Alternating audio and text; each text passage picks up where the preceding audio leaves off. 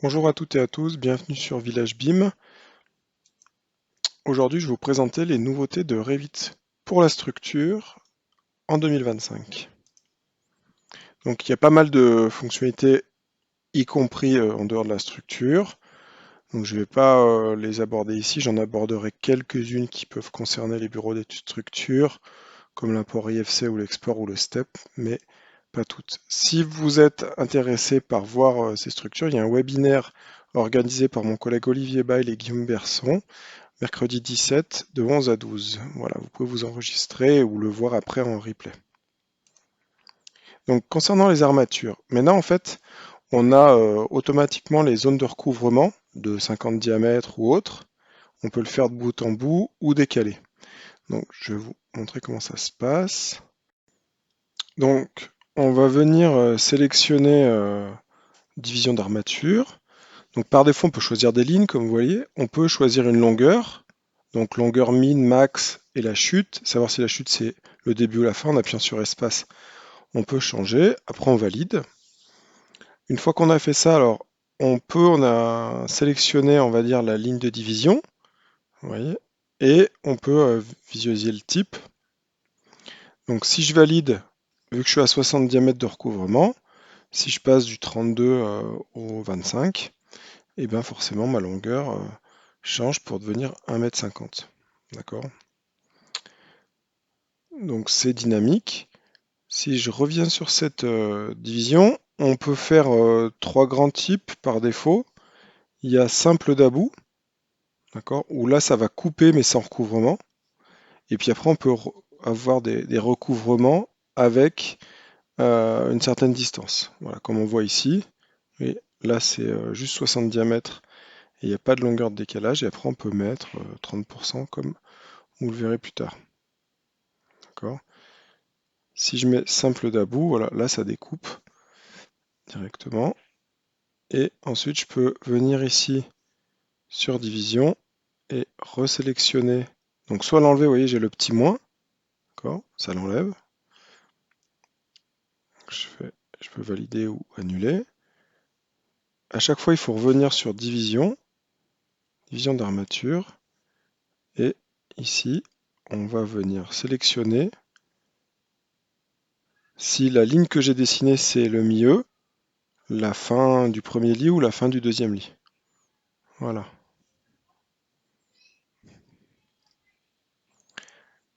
Là. Si par exemple vous avez, je sais pas, un mur en biais ou des choses comme ça, c'est vrai que la logique, ça sera plutôt de le rentrer saigner manuel. Donc là, on peut en choisir une ligne et on vient cliquer l'axe. Ça peut être un axe, un plan de ref, voilà. Donc on ajoute. Là, j'ai fait une division simple de bout en bout et ça fait juste découper les barres. Et puis après, je peux choisir avec un décalage en recouvrement. Voilà. Ici, avec 30% en plus.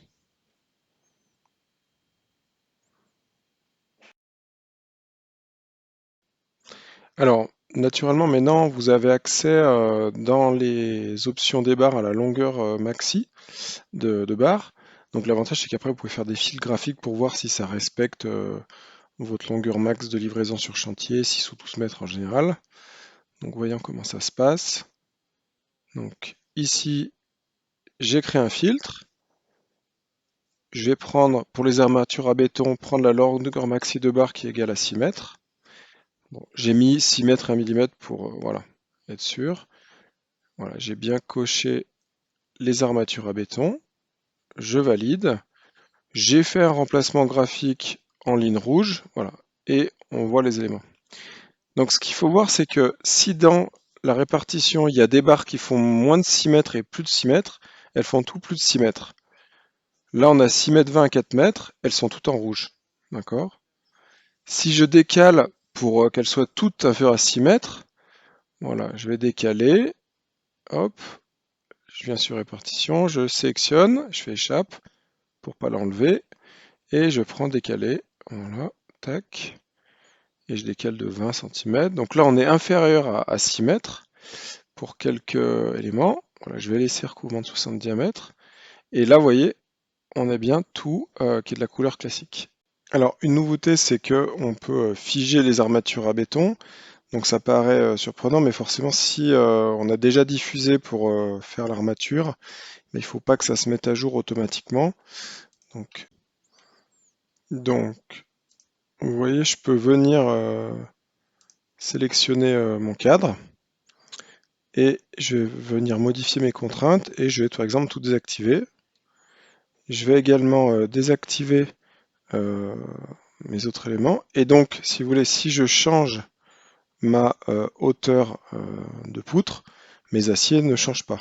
D'accord? Et donc après, je peux aussi créer un filtre graphique où je vais rechercher le paramètre de contrainte, statut des contraintes, d'accord, pour les armatures à béton et si elles sont toutes activées ou activées inversement. Et là, je mets en vert. Voilà, donc je vais activer ce filtre et on voit directement que tout est figé. Une autre nouveauté intéressante, c'est que maintenant, vous voyez, on a les représentations schématiques des barres d'armature au bout des éléments. Donc c'est vraiment intéressant pour la lecture des plans. On peut aussi, comment vous dire, modifier tout ce qui est paramètres de texte maintenant sur les nomenclatures à l'échelle 1.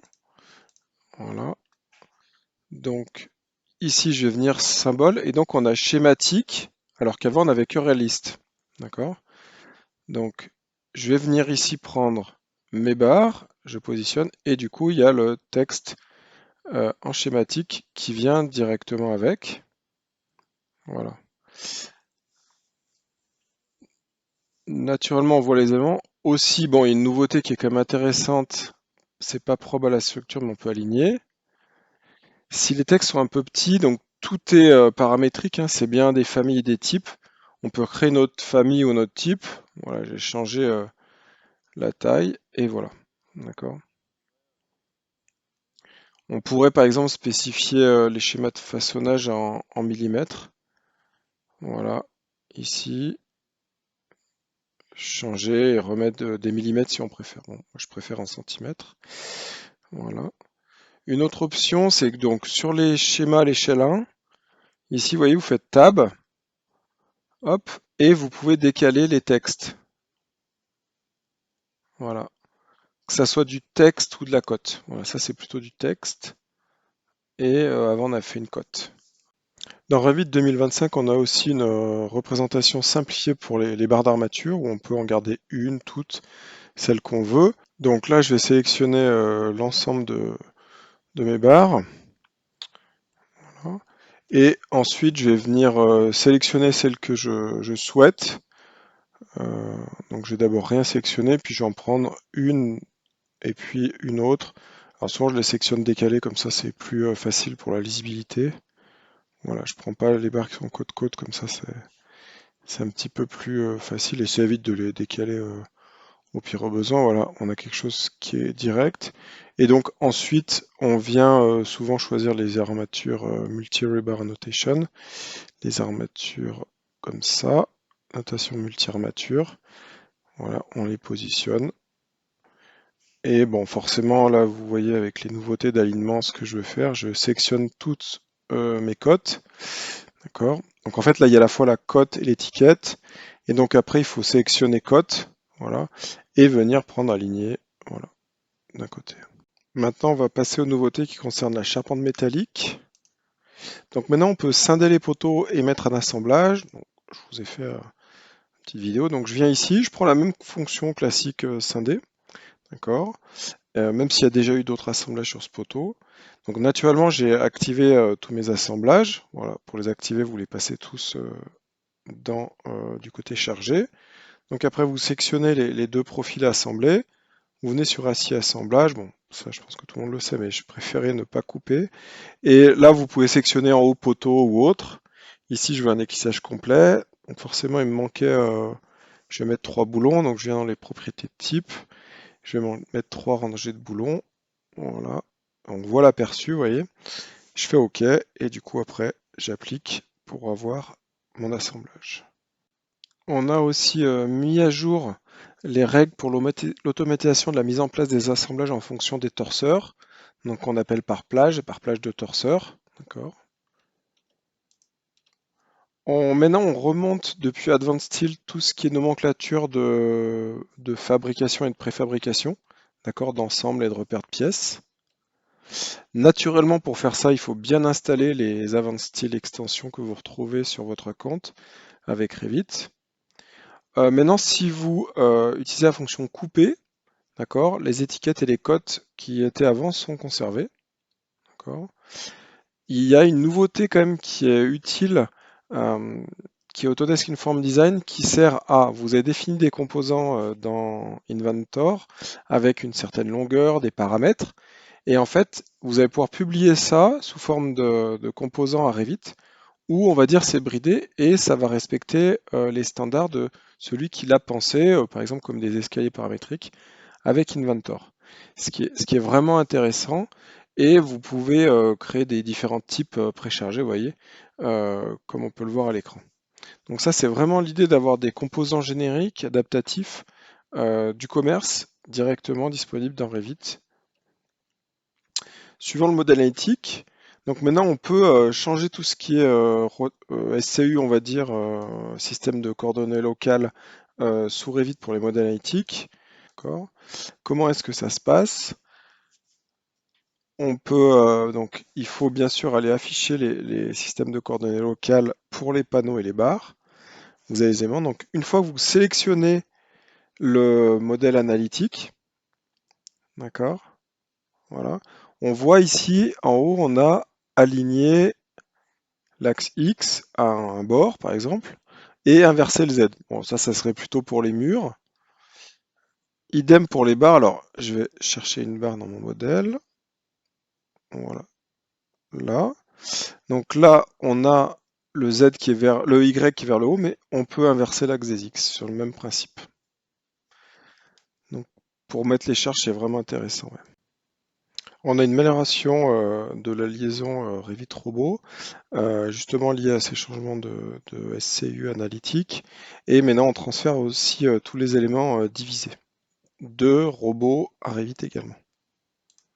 Naturellement, pour faire ça, et c'est un changement cette année, c'était plus le cas depuis, on va dire, 10 ans. Il faut télécharger Robot Structure Indice Extension dans les composants de Revit, par exemple. Maintenant, on va passer à l'échange et au travail collaboratif. Donc, on va travailler sur l'IFC avec un nouveau moteur qui est plus simple à paramétrer pour l'import-export IFC. On a aussi travaillé sur l'import des steps. D'accord, même si moi j'ai une préférence pour les modèles un peu compliqués, les passer par Inventor avec la simplification Anycad. Mais voilà. Quelque chose qui est vraiment intéressant, c'est que pour ceux qui utilisent Docs, vous aviez la comparaison automatique des maquettes avec ce qui était ajouté, modifié, détecté. Et bien maintenant, ça, vous l'avez directement dans l'interface de Revit en surbrillance, comme vous pouvez le voir. On va maintenant passer à la plateforme. On va pouvoir créer des nouveaux jeux de feuilles. On va pouvoir autoriser les valeurs des numéros de feuilles en double dans les collections. Donc il y a deux nouveaux paramètres qui ont été créés, jeu de feuilles et référence de jeu de feuilles. Donc, on a dans les jeux de feuilles, on peut appliquer une nouvelle organisation et créer des nouveaux jeux de feuilles et filtrer les feuilles par jeu de feuilles. Alors, je vous l'ai déjà montré, mais on peut aligner et distribuer tout type d'annotation et on peut exporter en PDF en arrière-plan. Je vous remercie.